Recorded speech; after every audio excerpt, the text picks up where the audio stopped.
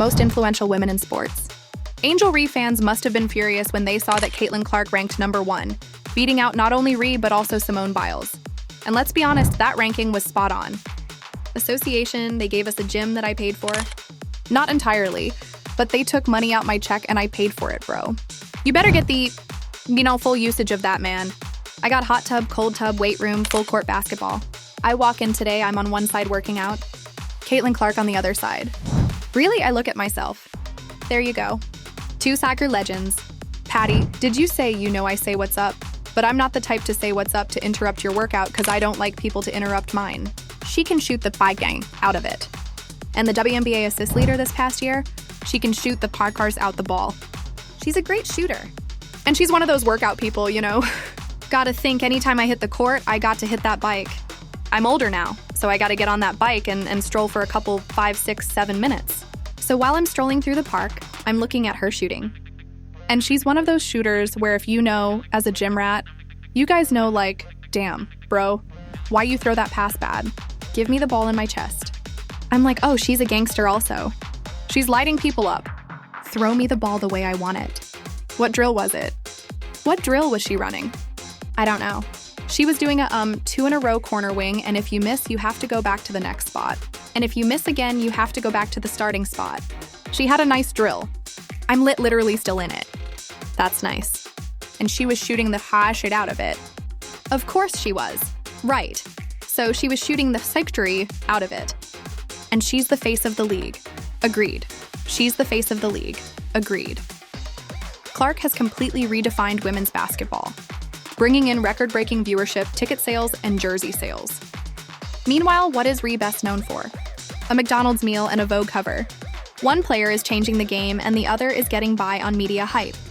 Let's talk hard facts. Caitlin Clark's presence alone boosted WNBA attendance by 105%. That means when she plays, arenas are packed at double the usual rate. And it's not just home games. Even road games featuring Clark's Indiana Fever saw an 87% increase in attendance. The league knows it, the fans know it, and even the WNBA's biggest stars know it. Clark is the reason more people are watching women's basketball. Most influential female athletes right now. Coco Gauff 10, Jugu Watkins number 9, Cam this league has got to figure out a way to honor Angel Reese in all this. That's right. Complex has put out their 10 most influential women in sports. And Angel Reese is not going to like this because she got beaten by Caitlin Clark for number 1. That's nice. And she was shooting the high shit out of it. Of course she was, right. So she was shooting the just out of it. And she's the face of the league. Agreed. She's the face of the league. Agreed. The unrivaled league just got badly exposed for doing exactly what we all suspected. Propping up Angel Reese while ignoring better players. This so-called recognition isn't about skill, stats, or actual performance. It's peak BS at its finest. Dirkicha Hamby, she got robbed here. Let's just be honest. Somehow, the league bent over backward to make sure Reese landed a spot on the second team, while far more deserving players like Derica Hamby were completely robbed. And the worst part, it's all a publicity stunt. Reese above Hamby. Hamby was robbed for DEI. 29-2 isn't second team. This isn't about competition anymore. It's about clout chasing and forced narratives. While Caitlin Clark is out here breaking records, elevating the WNBA, and proving her dominance, Angel Reese is being handed awards she hasn't earned. And fans are calling it out. Most influential female athletes right now. Caitlin Clark, she ran away with number 1. So, today we're diving deep into how the unrivaled league got caught red-handed, why Reese isn't the star they claim she is, and how this media-driven favoritism is backfiring spectacularly. Buckle up, this one's gonna be explosive.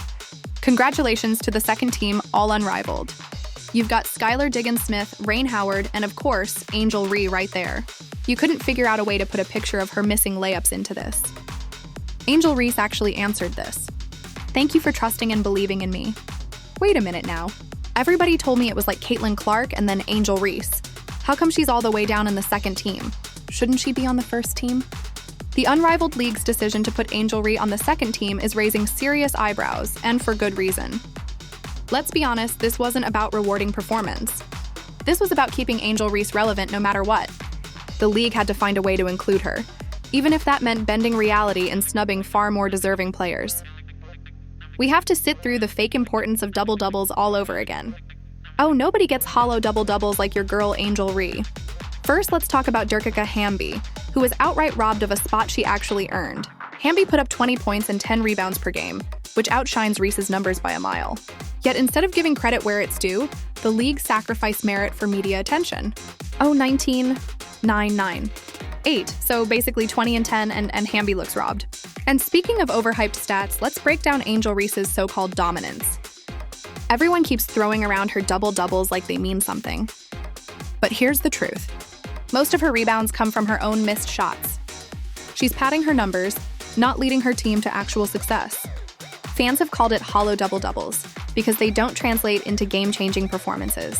And when you add in the fact that she led the league in personal fouls per game, it's clear that her defensive discipline is a complete mess. Second team, I was told she was elite. I was called a racist because she's not that good. How has she not made up the league MVP? But here's the kicker. If Angel Reese is as elite as the media claims, then why wasn't she named to the first team? Think about it. If she's truly one of the best players in this league, shouldn't she be leading the pack instead of getting squeezed into the second team? That alone exposes how forced this whole narrative is. The unrivaled league wanted Reese on the list, but even they couldn't justify putting her at the top. There are 16 players with a higher point per average than Reese. She led the league in rebounds per game and personal fouls per game. Her points numbers won't translate to the W very well, because free throws only count for 1 point. That should tell you everything you need to know. At the end of the day, this is not about basketball. It's about marketing. Angel Reese wasn't placed on the second team because she deserved it. She was placed there because the league needed attention. And the backlash from fans, it's proving that people are seeing right through the act. 12 rebounds per game, how many of which were her own missed putbacks? Let's be real. Angel Reese didn't make the second team because of her skills. She made it because the unrivaled league needed a headline. This was never about basketball. It was about boosting views, sparking controversy, and forcing Reese into conversations where she doesn't belong. And guess what? Fans aren't buying it. Y'all be throwing Angel Reese in there for clout purposes. If you actually watch her play, she's horrible, bro. Y'all doing too much with this black versus white BS. From the moment the list dropped, people called out how Reese was handed this spot to manufacture hype. Not because she actually earned it. Look at the players who were snubbed. Durkika Hamby, who was clearly superior in both points and efficiency, was left off entirely. Meanwhile, Reese, who led the league in personal fouls and relied on putbacks from her own misses, was celebrated as one of the top players. Make it as one of the top players. Make sense. But this is just part of a bigger pattern. The WNBA and its affiliates keep forcing Angel Reese down everyone's throats, even when the numbers don't back it up. And this unrivaled league selection, it's just the latest desperate attempt to keep her in the spotlight. Look at how Breanna Stewart, one of the league's best players, played through a bad knee injury just to compete in this so-called league. Was she recognized the same way? Because unlike Reese, Stewie didn't need the media machine to prop her up. Meanwhile, Sabrina Ionescu quit early knowing this league wasn't even worth her time. That alone speaks volumes. And here's the real truth. The unrivaled league knows exactly what they're doing. By forcing Angel Reese onto this list, they're guaranteeing media coverage, online debates, and social media engagement. They saw how much drama surrounds her, and they used her name for clicks. There's no way that Angel Reese is a bigger star than Simone Biles. I don't believe there's a world where Angel Reese should be ahead of Simone Biles either.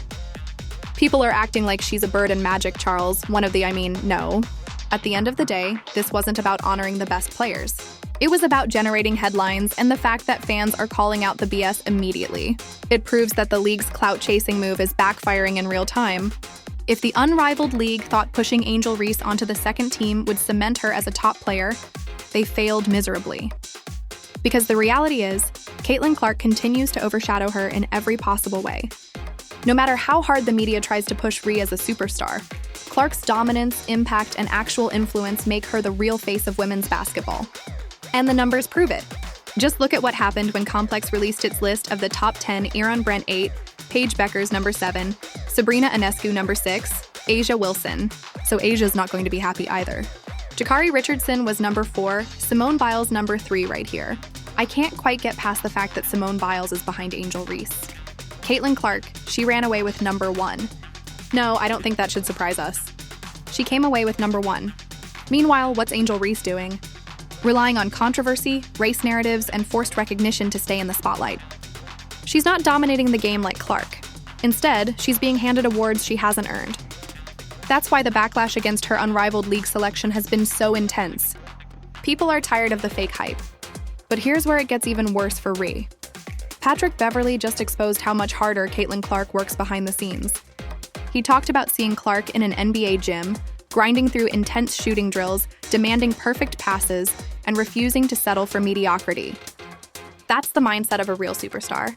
And it's a stark contrast to Ree, who seems more focused on media attention than actual improvement. And let's not forget the biggest reality check of them all. Clark's rookie season in the WNBA is already proving that she's built for this. She's breaking records, leading her team, and proving why she's the true face of the league. Meanwhile, Reese's numbers tell a completely different story. She led the league in personal fouls, relied heavily on free throws, and struggled with efficiency. Yet somehow she's still being shoved into top player discussions. The bias is clear and fans are calling it out.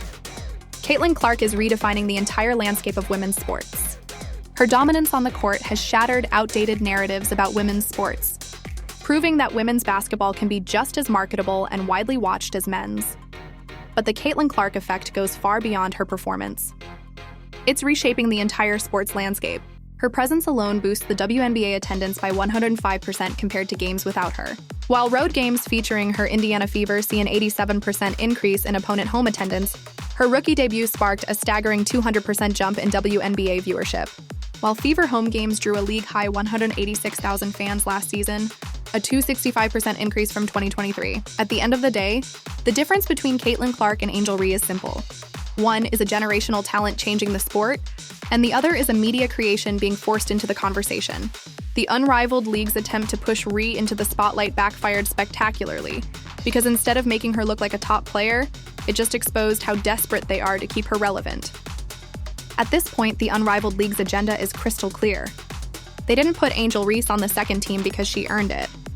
They did it to generate headlines and force her into the spotlight. But here's the problem. Fans aren't falling for it.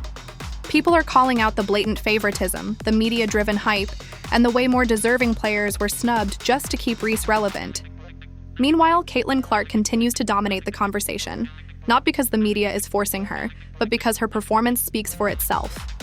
Clark is breaking records, bringing in historic viewership numbers, and proving why she's the true face of women's basketball. No PR stunt can change that. So now the real question is, how long can the league keep up this charade? Because the more they push Angel Ree as a top player, the more obvious it becomes that she's just not on the same level as the true stars of the game. And if the backlash from this latest stunt is anything to go by, it won't be long before the unrivaled league and the media are forced to admit the truth. That's it for today. Let me know your thoughts in the comments. Was this just another clout-chasing move by the league? And don't forget to like, subscribe, and hit that notification bell so you never miss when we expose more of the BS happening in sports.